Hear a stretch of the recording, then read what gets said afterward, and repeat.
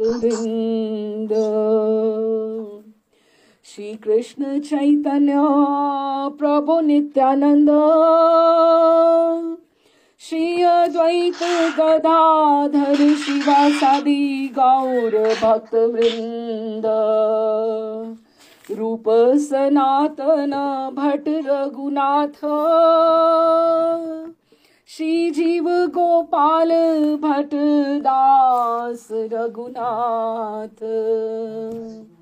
एहि छै गोसाई कौरी चरण वंदन, यहाँ हैते विघ्न नाशे अभीष्ट पूरन, अभीष्ट पूरन, अभीष्ट पूरन।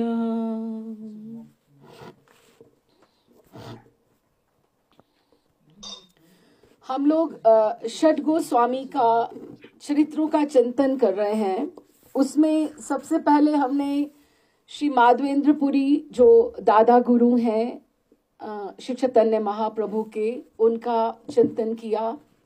उसके बाद महाप्रभु ने भेजा लोकनाथ गोस्वामी पाद को वृंदावन, वृंदावन के उद्धार के लिए।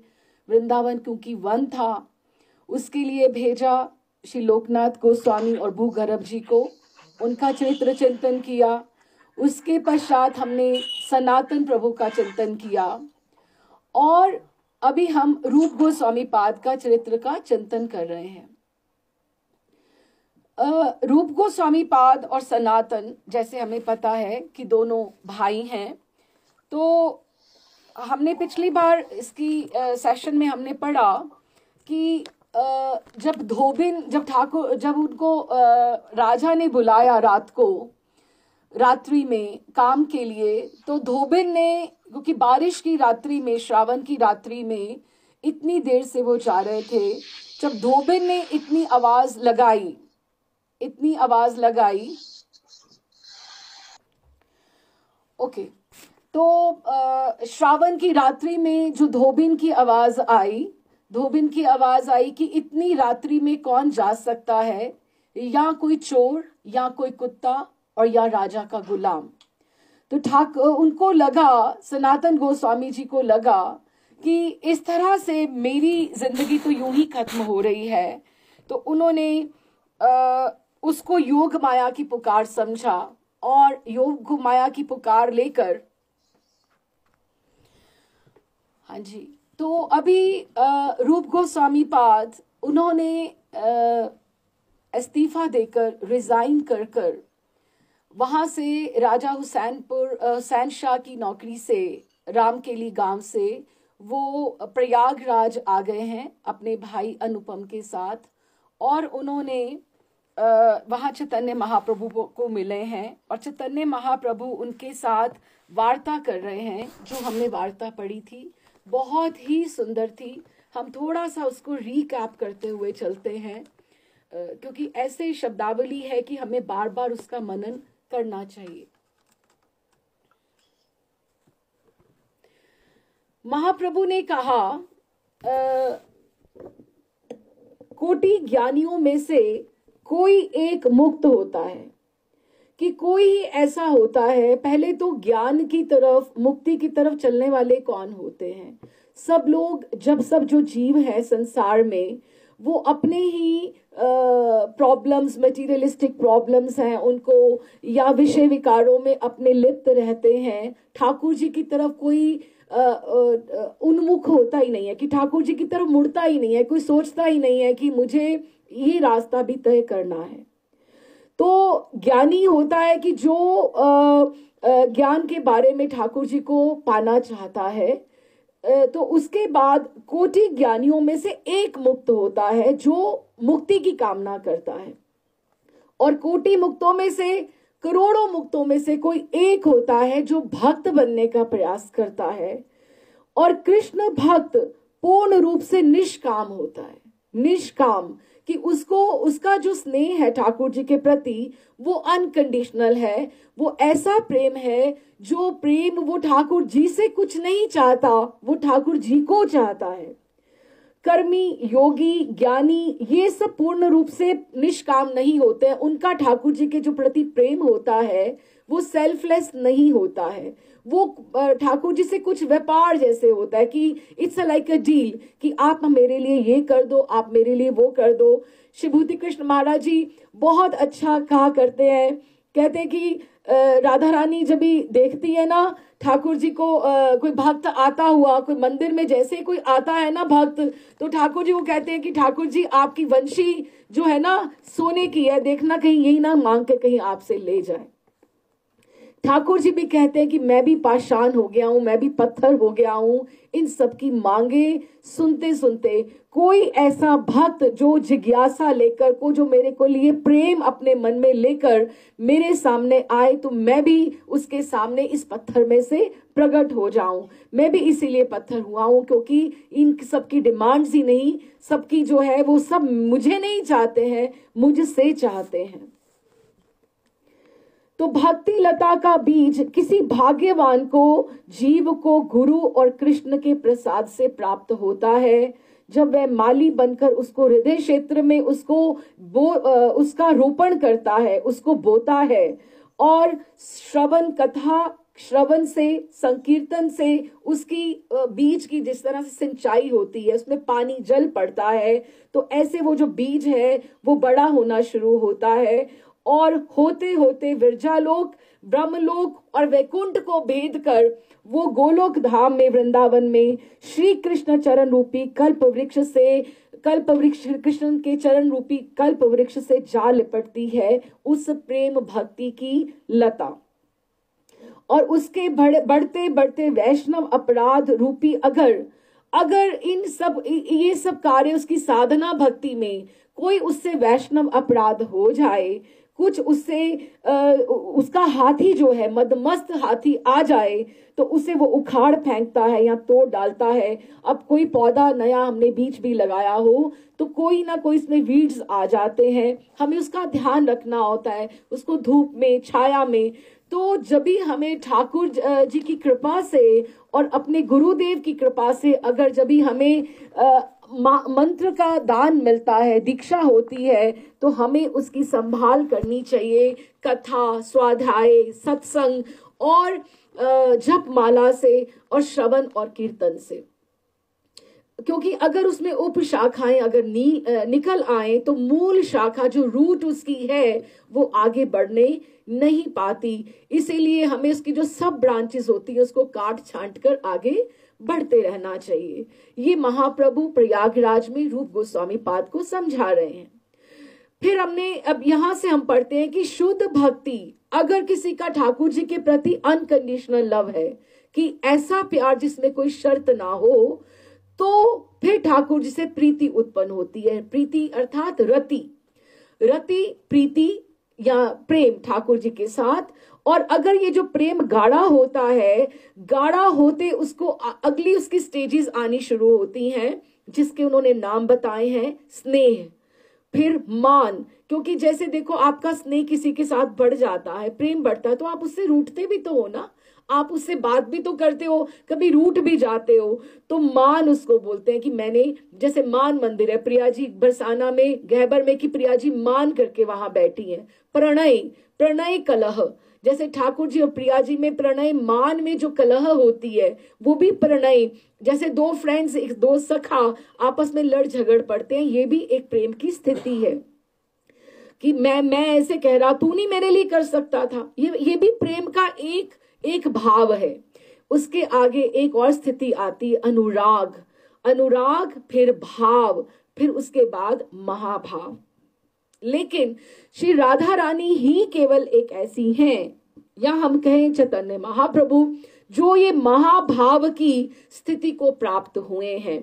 और गोपियों में भी ये जो 8 भाव हैं, प्रेम की जो सीढ़ियां हैं, ये कभी भी उनको प्राप्त नहीं होती हैं। महाभाव, उसको ये प्रेम विचित्य की स्थिति बोलते हैं। अब इसमें हमें एक बात समझनी चाहिए कि जो भक्त भी होते हैं वो कई प्रकार के होते हैं।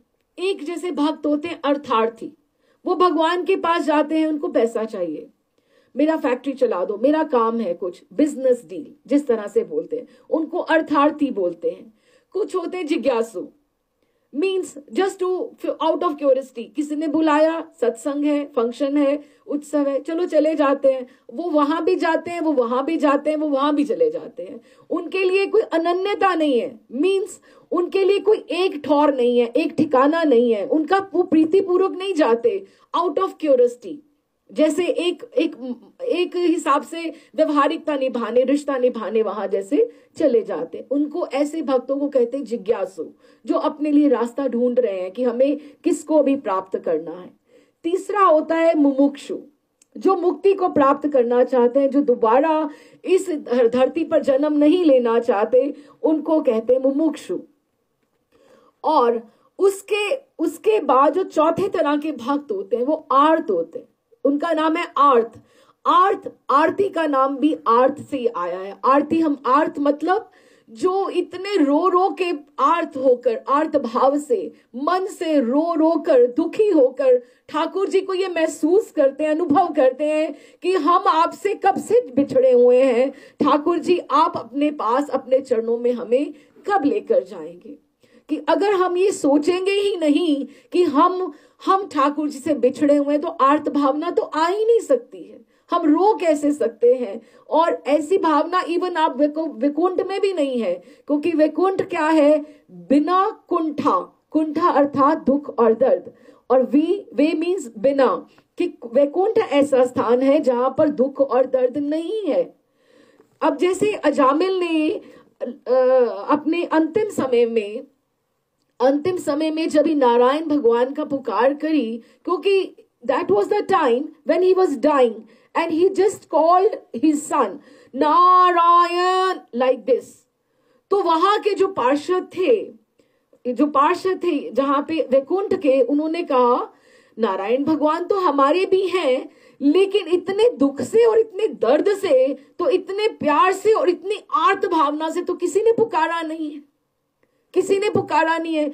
इसीलिए वो उनको लेने आए, अजामिल को, पार्षद, विष्णु के पार्षद, उन्होंने यम पाश को काट दिया, क्योंकि आर्त भावना से भगवान को जो रो के पुकारने की बात है, और वो तभी आएगी जब हम, दो बातों से आएगी, कि जब तक हम भगवान से प्रेम नहीं करते हैं तब तक नहीं आ सकती। हम किसी को, इसीलिए हम महत्व कहते हैं ना, अजामिल की कथा से ही हम लोग सोचते हैं कि हम अपने बच्चों के नाम भगवान के नाम पे रखें, कि कम से कम उनके नाम का उच्चारण तो होगा।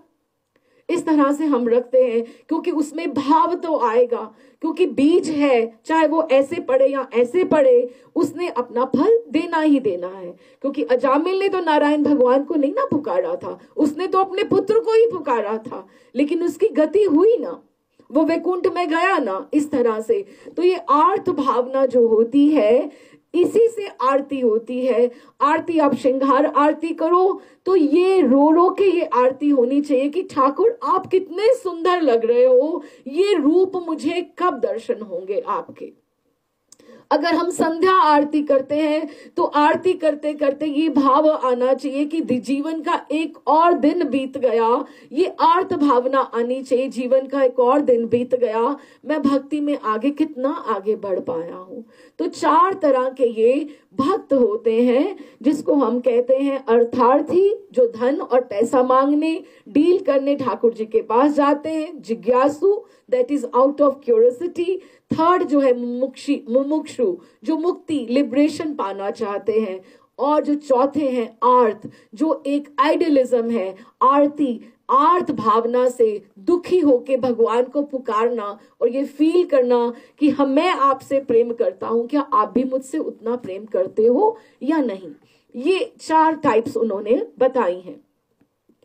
उसके बाद महाप्रभु ने कृष्ण भक्ति रस 5 प्रकार का बताया है। ये मैं कथा जहां पे धीरे धीरे आ रही है, पॉइंट्स समझने के हैं, I am going very slowly, क्योंकि I want to absorb these things. Krishna भक्ति रस 5 प्रकार का होता है। पहला है शांत भक्ति। शांत भक्ति, उसके उन्होंने अगली तरफ से आगे ये भी बताए हैं कि शांत भक्त जो है वो कौन है। जैसे ध्रुव है, प्रहलाद है, जो है शांत भक्ति, नव योगेंद्र हैं, सनका आदि हैं, ये जैसे नारद आदि हैं, ये जो भक्त हैं ये शांत रस के हैं, जो ठाकुर जी को एक परम पिता परमात्मा की बात तरह सोचते हैं कि ठाकुर जी सबसे बड़े हैं, supreme God head, personality of supreme God head, और शांत भक्ति। उसके बाद दास्य भक्ति है। दास्य मीन्स जो अपने आप को सेवक समझते हैं कि हम ठाकुर जी के इटर्नल सर्वेंट, दास दासियां हैं।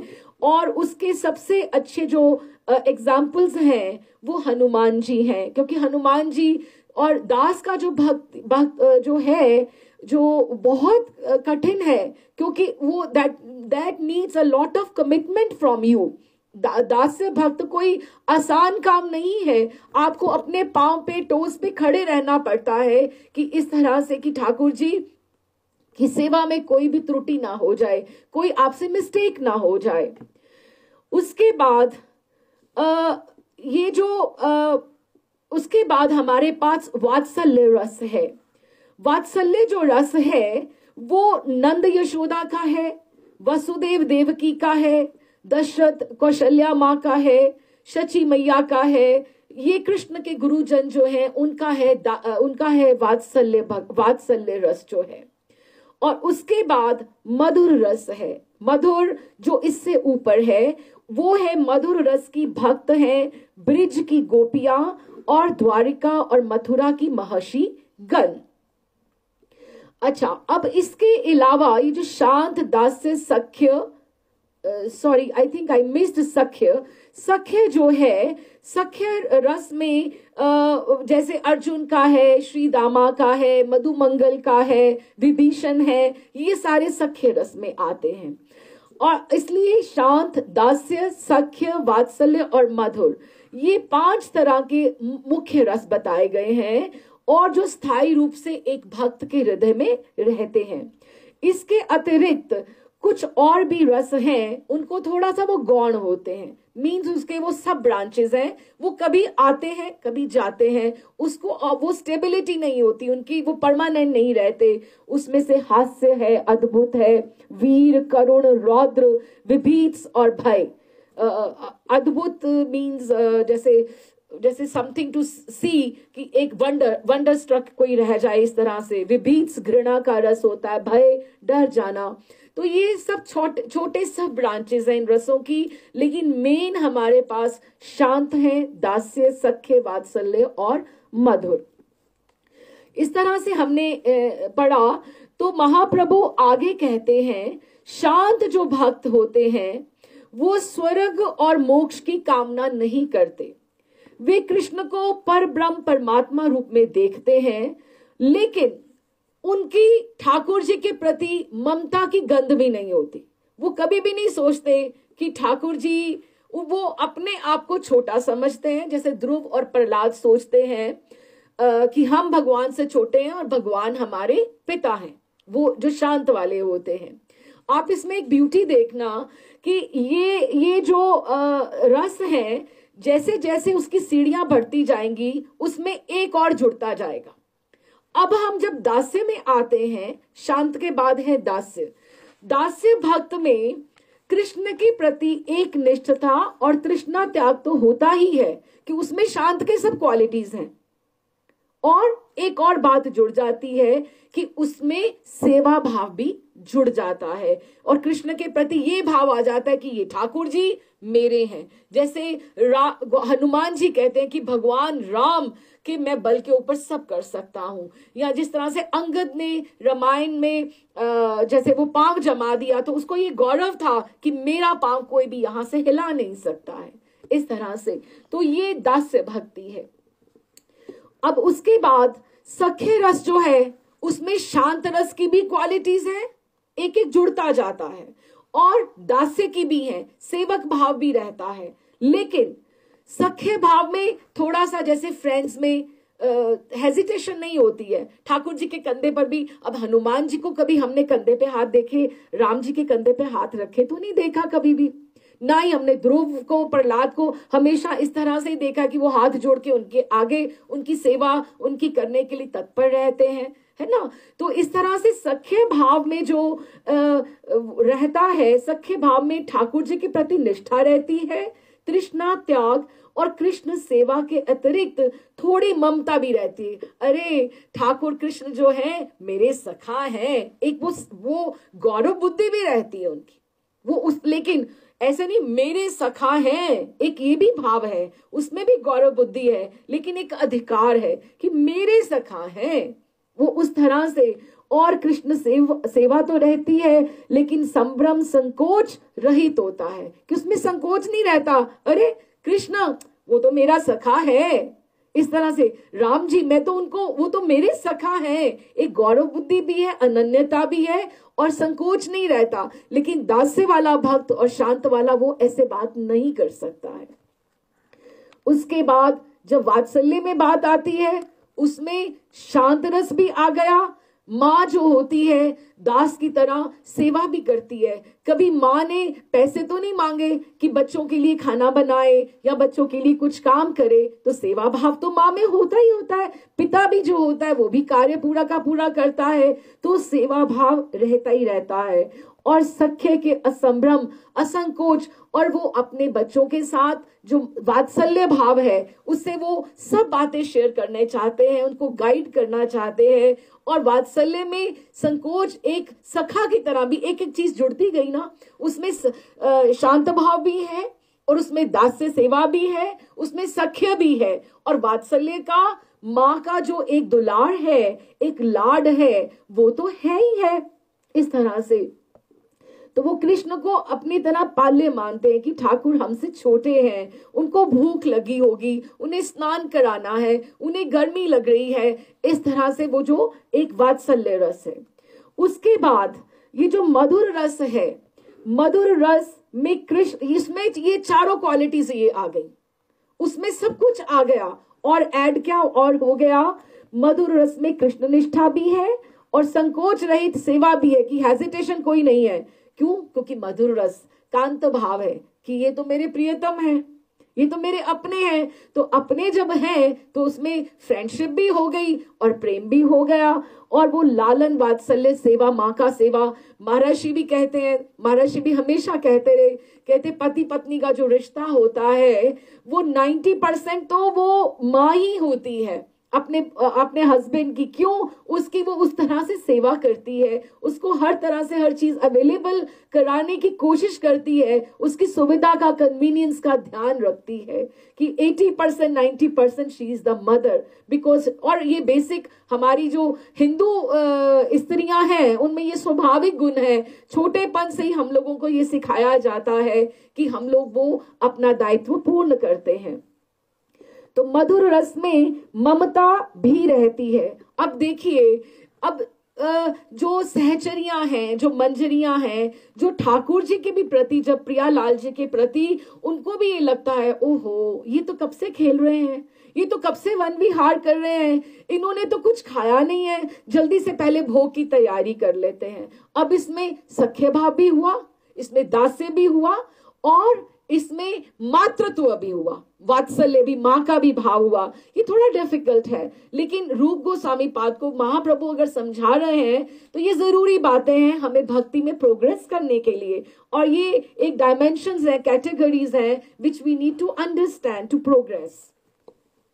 अच्छा, उसके बाद उन्होंने साथ ही मधुर रस में कांता भाव से कृष्ण को वो अपना अंग देकर सेवा करने में भी प्रवृत्त होती हैं। कि जब गोपियां हैं, मधुर भाव की कांता हैं, वो अपना आप बिल्कुल तर्पण करके, कि वो अपना सुख कभी उन्होंने देखा नहीं है, तभी तो जब भी वो राज के लिए भी निकली हैं घर से, तो वो ये सोच के निकली हैं कि वंशी की पुकार पड़ गई है, वंशी की आवाज हमारे कानों में पड़ गई है। इसका अर्थ ये है कि ठाकुर पहले ही वहां है और उन्होंने हमें बुलाया है। अगर हम देर करेंगी तो उसको कष्ट होगा, वो प्रतीक्षारत हैं। तो हम ऐसे जैसे हैं वो ऐसे ही उठकर भागी।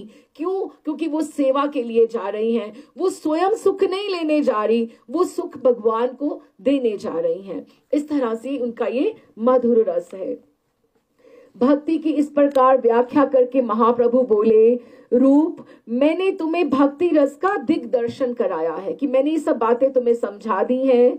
तुम मन ही मन जब ग्रंथ लिखना प्रारंभ करोगे तो इसको जैसे ही तुम ये विषयों को पकड़ोगे तो मेरी कृपा से तुम्हें आगे सब इंस्पिरेशन होता जाएगा और तुम इसी बातों को तुम विस्तार से बताते जाओगे। अब देखिए, उज्जवल नीलमणि एक ग्रंथ है जिसमें रूप गोस्वामी पाद ने कम से कम नहीं तो आई थिंक 340-50 तरह की नायिकाओं के भेद लिखे हैं, कि कितनी तरह की स्त्रियां हो सकती हैं जो ठाकुर जी को प्रेम करती हैं, गोपियों का किस तरह से स्वभाव हो सकता है। ये बातें जो हैं कैटेगरीज हैं, धीरे धीरे धीरे धीरे किस तरह से उनके महाप्रभु ने कैसे उनको सुपर्णा करी और कैसे इंस्पायर किया और किस तरह से ने आशीर्वाद दिया कि आगे जाकर उन्होंने इस तरह से विस्तार किया। उन्होंने कहा कि कृष्ण तुम्हें सफुर्ती देंगे और कृष्ण की कृपा से वो अज्ञ व्यक्ति भी रस सिंधु को पार कर लेगा, कि मैं अगर तुम्हें कुछ भी जो सफुरना होती जाएगी, इंस्पिरेशन होगी, तुम उसको एक्सपैंड कर दोगे। इस तरह से 10 दिन, ये हमने बस थोड़ा सा 3-4 पैराग्राफ में सारा प्रिसाइसली ब्रीफ करके पढ़ा है। ये 10 दिन उपदेश ये सब चला। तो 10 दिन रूप को इस प्रकार उपदेश करने के पश्चात महाप्रभु ने वाराणसी के लिए, बनारस के लिए प्रस्थान किया। तब रूप ने उनके चरणों में निवेदन किया कि प्रभु, यदि आपकी आज्ञा हो तो मैं भी आपके साथ चलूं क्या? मुझसे आपका विरह सहन ना होगा। महाप्रभु ने उन्हें कहा, नहीं रूप, अभी तुम वृंदावन जाओ, वृंदावन से लौटकर अभी बीच में थोड़ी देर के बाद तुम फिर नीलाचल में मुझे आकर मिलना। उनको आज्ञा दी। लोकनाथ प्रभु को तो ये भी आज्ञा नहीं दी थी कि वो तो मिल ही नहीं पाए थे, 5 ही दिन उनको संग मिला था, लेकिन उन्होंने कहा कि तुम नीलाचल आना। इतना कहकर वे नौका पर चढ़कर वाराणसी जाने लगे। रूप उस समय ठाकुर जी के विरह से मूर्छित होकर भूमि पर गिर पड़े। दूसरे दिन ही उन्होंने अपने भाई, छोटे भाई अनुपम के साथ वृंदावन की यात्रा की। मथुरा पहुंचकर उनकी सुबुद्धि राय से भेंट हुई। अब सुबुद्धि राय कौन है, थोड़ा सा हम इनके बारे में भी समझते हैं। सुबुद्धि राय गौड़ के एक अधिकारी हैं। गौड़ में वो उन्होंने राजा हुसैन शाह के उधर एक अधिकारी थे। उन्होंने बादशाह हुसैन शाह से अपने प्रारंभिक जीवन में उनकी नौकरी की थी। क्योंकि सनातन गोस्वामी के भी चरित्र में उनका उल्लेख आया है, तो इसको हम कवर करते हुए चलते हैं। अब किसी अपराध के कारण उन्होंने कोई अपराध किया था तो सुबुद्धि राय ने उनकी पीठ पर चाबुक मारा था। किसकी? बादशाह हुसैन शाह की, क्योंकि बादशाह हुसैन ने किन्हीं दिनों में सुबुद्धि राय की नौकरी की थी। सुबुद्धि राय की नौकरी की थी उन्होंने, तो सुबुद्धि राय ने किसी अपराध के कारण उसको मारा था चाबुक। अब सुबुद्धि राय जैसे नाम से हमें पता लग रहा है हिंदू हैं और हुसैन शाह मुस्लिम हैं, जिसका निशान उसके हुसैन शाह की पीठ पर मौजूद था। तो एक बार हुसैन शाह की बेगम ने उसे देखा, जब पीठ पे निशान देखा हुसैन शाह की, तो उसका कारण पूछा कि ये आपको चाबुक किसने मारा? तो हुसैन शाह ने सब वृत्तांत कहा कि मैं कभी उसके यहाँ मैंने नौकरी की थी, इस तरह से उसने मारा है। बेगम तो सुनते ही आग बबूला हो गई कि ऐसे कैसे हो सकता है। उसने सुबुद्धि राय को प्राण दंड देने का आग्रह किया कि नहीं, आप उसको ऐसे पनिश करो। पर हुसैन शाह ने कहा, जिसने मुझे मेरे बुरे दिनों में आश्रय दिया, उसने मेरी हेल्प भी की है, सहायता भी की है, और जिसका मैंने नमक खाया है उसकी मैं हत्या नहीं कर सकता। लेकिन बेगम को बहुत गुस्सा था। उसने और उसके एक उमराव आदि ने मिलकर ये निश्चय किया कि हम सुबुद्धि राय के प्राण तो नहीं लेंगे, लेकिन हम उसका धर्म नाश कर देंगे।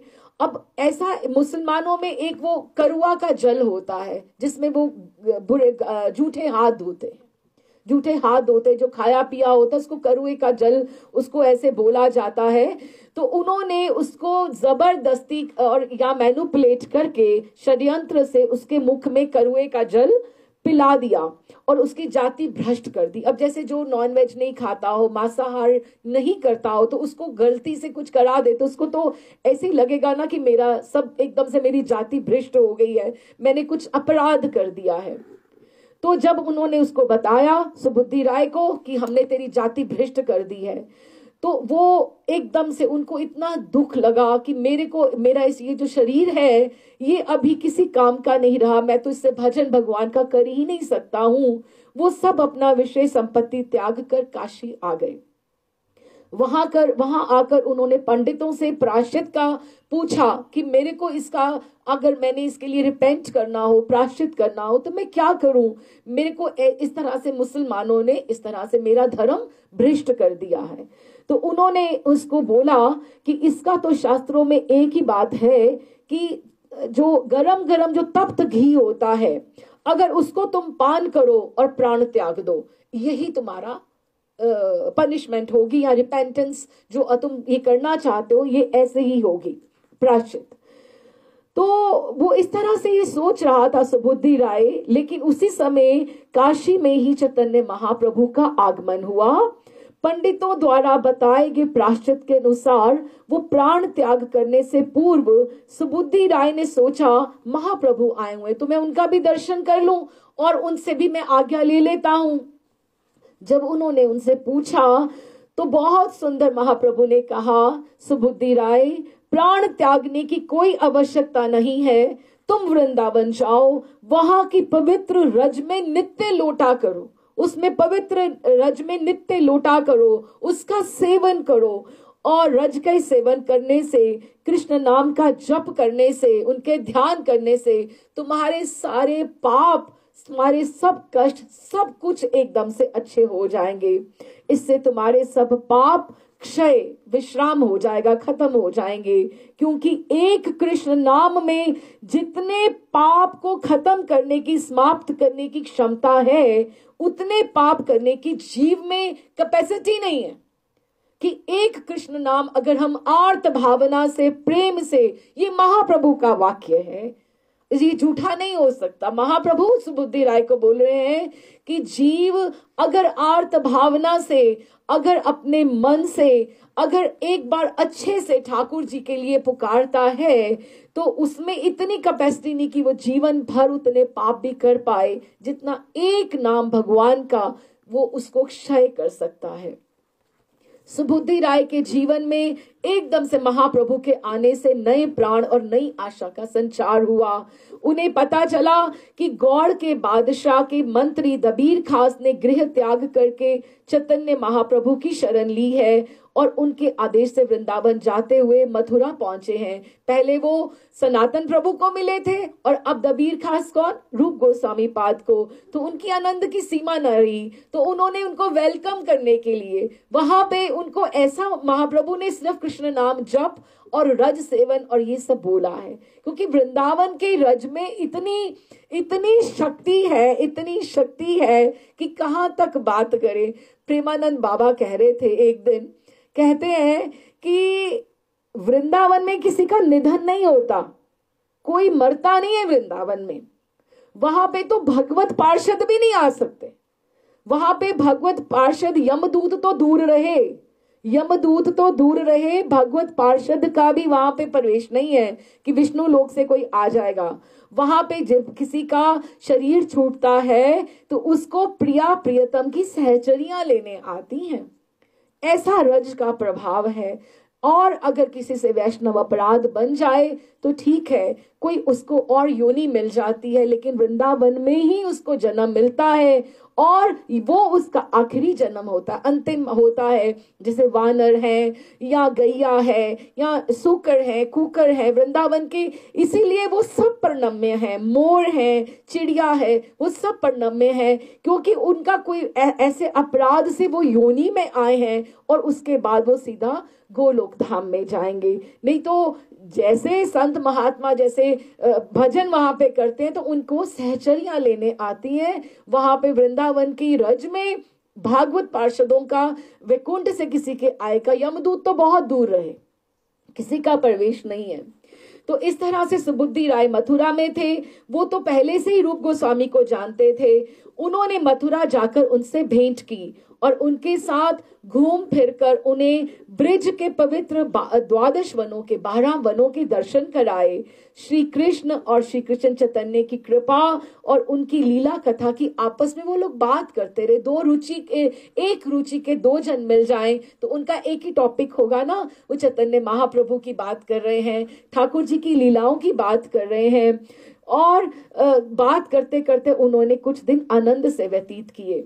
फिर लोकनाथ गोस्वामी और भूगर्भ गोस्वामी तो पहले ही चैतन्य महाप्रभु के आदेश से वृंदावन में आ चुके थे और वन वन में श्री कृष्ण की लीला स्थलियों को ढूंढ रहे थे और ढूंढते ढूंढते भ्रमण कर रहे थे। पर रूप गोस्वामी की इस समय उनकी भेंट ना हो सकी क्योंकि इस समय उनकी चिंता की एक ही बात विषय था कि पता नहीं बड़े भैया सनातन गोस्वामी को अभी तक क्योंकि वो उनको वहां पर जब छोड़कर आए थे तो बाद में उन्हें पता लगा था कि उन्हें कारागार से उनको जेल में डाल दिया गया था। तो उनको ये चिंता थी, वो पता नहीं वृंदावन के लिए अभी तक चले हैं कि नहीं, रास्ते में कहाँ तक पहुंचे हैं। ये चिंता उन्हें दिन रात सताया करती थी। तो इसीलिए वे वृंदावन में 1 महीने से अधिक ना ठहर सके। वृंदावन पहुंच तो गए लेकिन वो कोई कार्य नहीं कर सके क्योंकि उनका ध्यान सनातन गोस्वामी में था। तो उनकी खोज खबर लेने के लिए अनुपम भाई के साथ गंगा के किनारे किनारे काशी की ओर वो वापस चल दिए कि कहीं आते मुझे मिल जाए तो मैं उनको एकदम से अपने साथ ले जाऊंगा। इसी समय सनातन जो थे काशी में महाप्रभु से मिलने के पश्चात वो राजपथ से वृंदावन आ गए। अब रास्ते भी तो कई होते हैं, अब वो ये गंगा किनारे किनारे आ रहे हैं और वो उनका जो मिलन हो गया काशी में, जो हमने पिछली बार जैसे पढ़ा था सनातन गोस्वामी से कितने दिन वार्ता हुई, काशी में जो बात हुई उसके बाद वो मथुरा वो भी आ गए लेकिन वो राजपथ से आए और इनका आपस में मिलन नहीं हुआ। काशी पहुंचकर लेकिन उन्हें ये बात पता तो लगी, संवाद ये मिला कि तो वो बड़े संकट में पड़ गए कि अब मैं वापस वृंदावन जाऊं, मैं आधे रास्ते आया हुआ हूं और सनातन भैया से मिल लूं, या महाप्रभु ने कहा था कि कुछ देर तुम वृंदावन रहकर तुम नीलाचल आना, कि मैं नीलाचल चला जाऊं।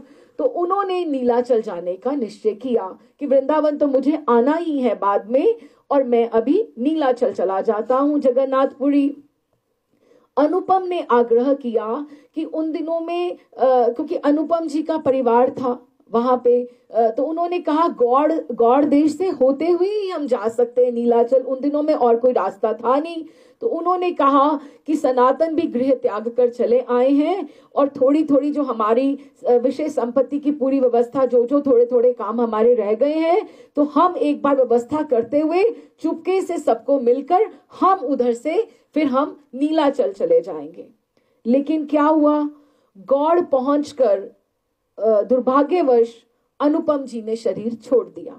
वो उनका महाप्रभु से मिलन हुआ, दीक्षा उनकी हुई और उन्होंने स्वीकार किया, महाप्रभु ने वृंदावन भी गए लेकिन वो बहुत समय नहीं रह पाए। ये जीव गोस्वामी पाद के पिता हैं जिनको वहां पे गंगा प्राप्ति हो गई। रूप को अकेले ही पूरा दायित्वपूर्ण संसारिक समस्याओं का सामना करना पड़ा और उनका यथाशीघ्र समाधान करके वे चल पड़े नीलाचल की ओर पद यात्रा के ऊपर। अनुपम के एकमात्र पुत्र श्री जीव उस समय बहुत छोटी उम्र के थे, क्योंकि अब हम देखें कितना 24-25 साल के भी हम अगर सोचें अनुपम को, तो 24-25 तो कितना 2 साल के 3 साल के Jiva Goswami. So there is much time age difference between Rupa Goswami पाद, सनातन गोस्वामी पाद एंड जीव गोस्वामी पाद। जीव गोस्वामी पाद सबसे छोटे हैं गोस्वामियों में।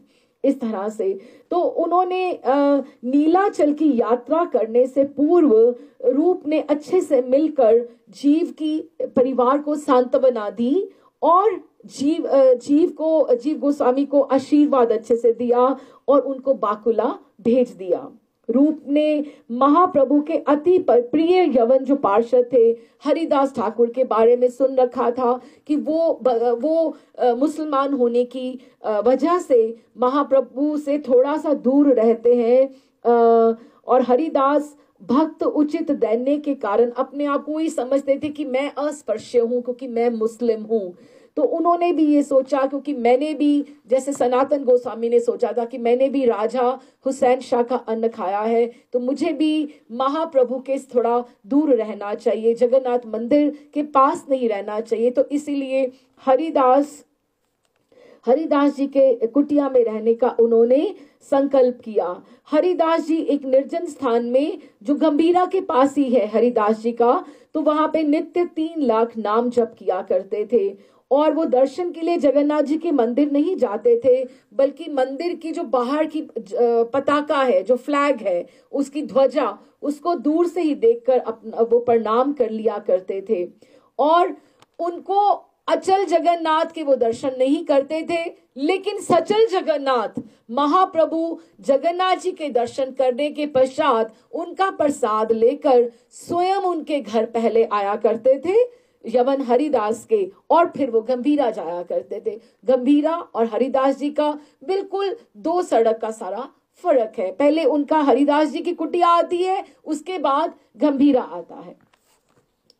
अच्छा, तो वो रोज आया करते थे। तो महाप्रभु के दर्शन करने उनकी कुटिया पर भी वो इसी भय से नहीं जाते थे कि कहीं किसी भक्त को उनकी अपवित्र देह का स्पर्श ना हो जाए। अब वो मुसलमान थे, इसलिए सिर्फ उनको लगता था कि मेरा यवन कुल में जन्म हुआ है। इतनी ह्यूमिलिटी, इतनी दैन्यता, और नाम कितना करते हैं? 3 लाख नाम करते हैं।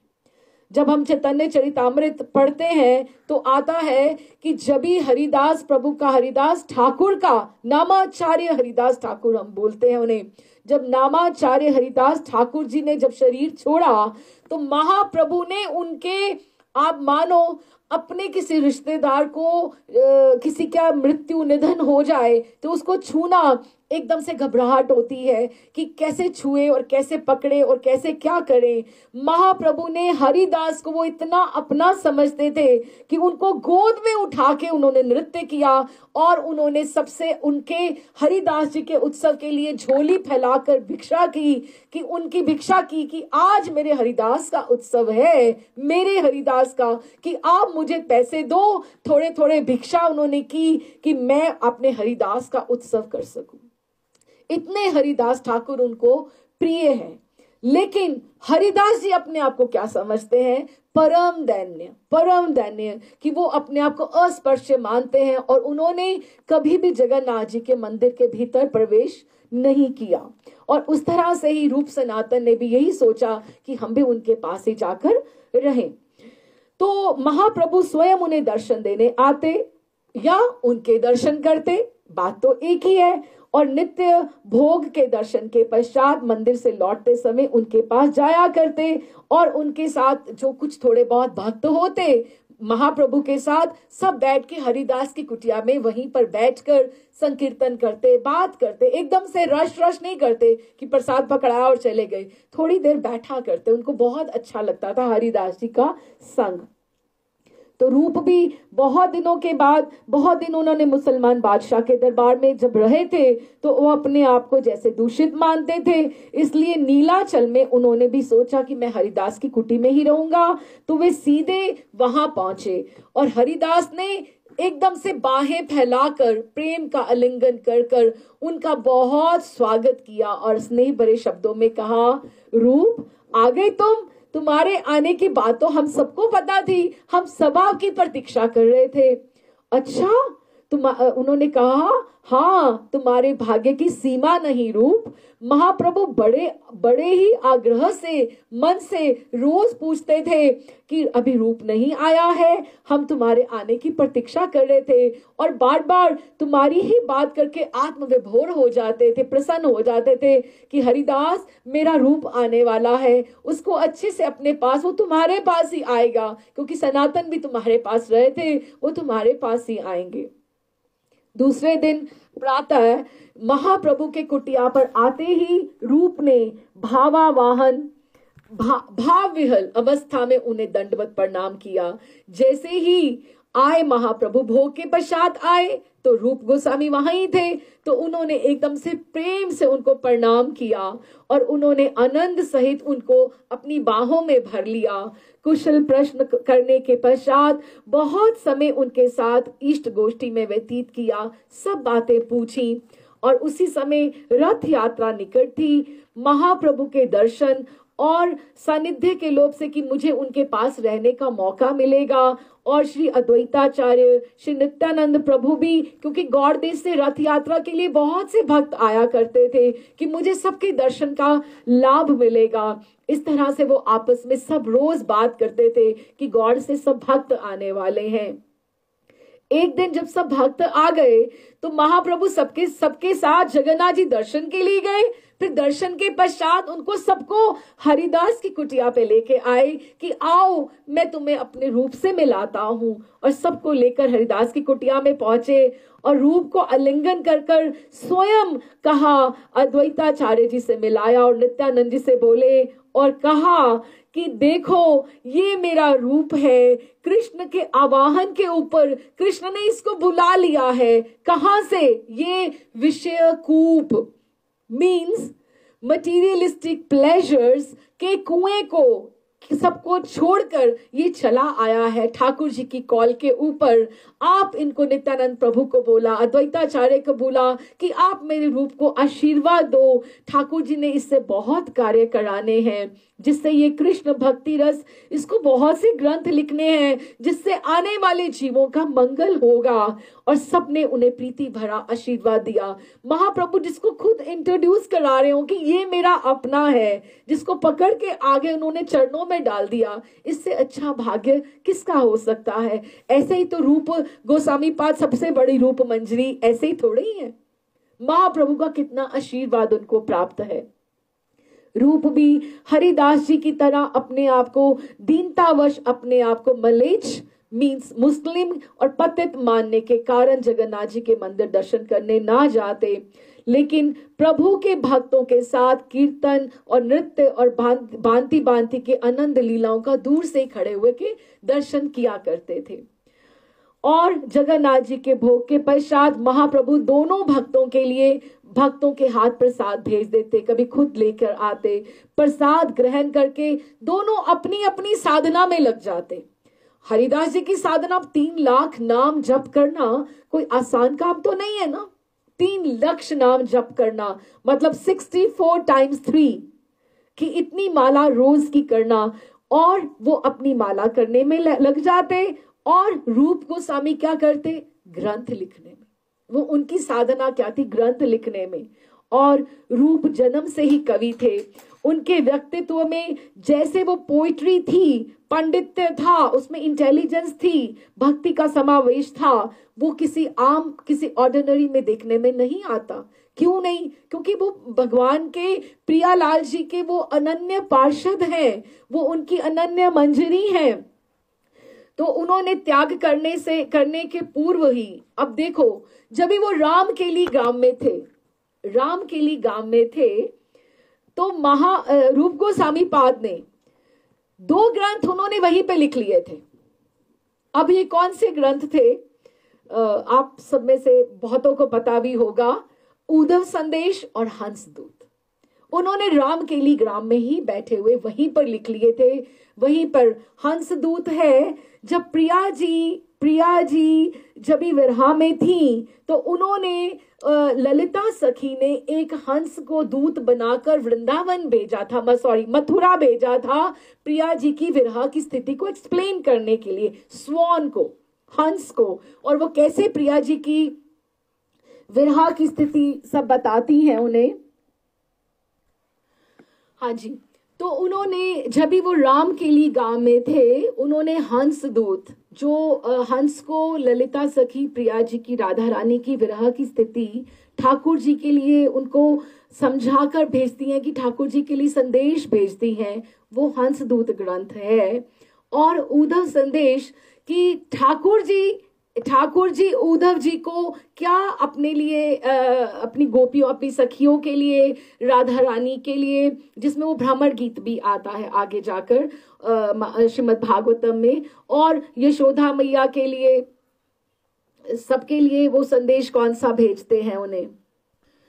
अच्छा, तो ये 2 ग्रंथ उन्होंने वहीं पर रामकेली में ही लिख लिए थे कि एक में हंसदूत में प्रिया जी का विरह है और उद्धव संदेश में ठाकुर जी का विरह है। तो दोनों विरह के ग्रंथ हैं और दोनों बहुत अंतरंग ग्रंथ हैं, दोनों बहुत अंतरंग ग्रंथ हैं। तो हम ये सोच सकते हैं कि रूप गोस्वामी पाद की वहीं से अंडरस्टैंडिंग कितनी थी वृंदावन के बारे में और पूरी निकुंज लीलाओं के बारे में, जो उन्होंने 2 ग्रंथ वहां पे ही लिख लिए थे। हंसदूत और उद्धव संदेश नामक 2 नाटकों की उन्होंने 2 ग्रंथ लिख दिए थे। और घर त्याग करने के पश्चात जब भी वो वृंदावन के लिए चले गए तो कृष्ण लीला के विषय में उन्होंने एक नाटक लिखना आरंभ किया। उसमें कृष्ण की वृंदावन की लीला और एक द्वारिका लीला, 2 लीलाओं के बारे में उन्होंने उसको इकट्ठा लिखने का विचार किया कि वृंदावन की लीला निकुंज लीला की लिखी जाए और वहां की लिखी जाए।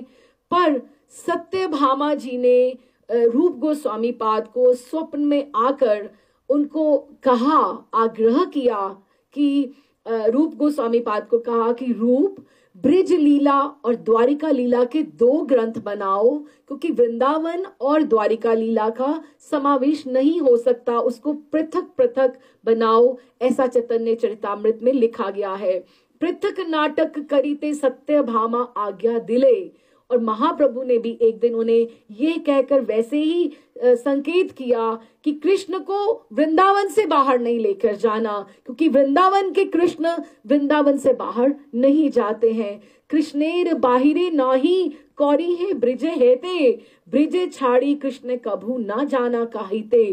तब उन्होंने 2 अलग अलग 2 नाटकों की रचना करने का निश्चय किया। श्री कृष्ण की जो वृंदावन का तो जो नाटक था उसका नाम हुआ श्री विदग्ध माधव, और द्वारिका लीला का जो नाटक था उसका नाम हुआ श्री ललित माधव। नीलाचल में रहते समय वे इन्हीं 2 नाटकों की रचना में उन्होंने शुभारंभ कर दिया था और दोनों का ऑलमोस्ट आधा भाग नीलाचल में ही लिखा गया।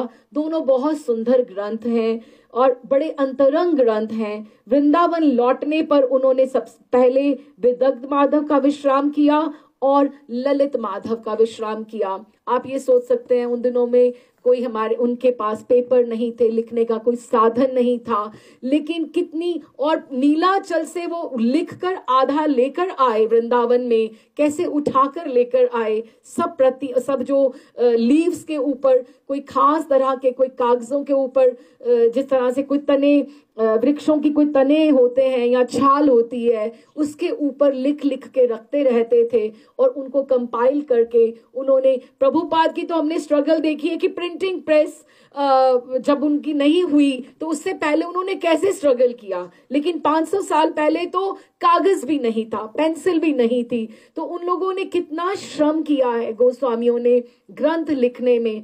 और इतना अंतरंग ग्रंथ, रस ग्रंथ हैं कि हम लोग, एक जीवन बहुत कम है, उसको पढ़ते पढ़ते हमारा जीवन खत्म हो जाए, लेकिन ग्रंथों का विश्राम ना हो। मैं यहीं पर विश्राम करती हूँ। आज टॉपिक थोड़ा सा हार्ड था, तो we have not covered much. आगे जैसे फ्लो होगा स्टोरी का, थोड़ा सा नीलाचल में और वृंदावन में जिस तरह से, तो फिर we will take up the next session on Wednesday. बोलो श्री रूप गोस्वामी पाद की जय, श्री महाप्रभु की जय।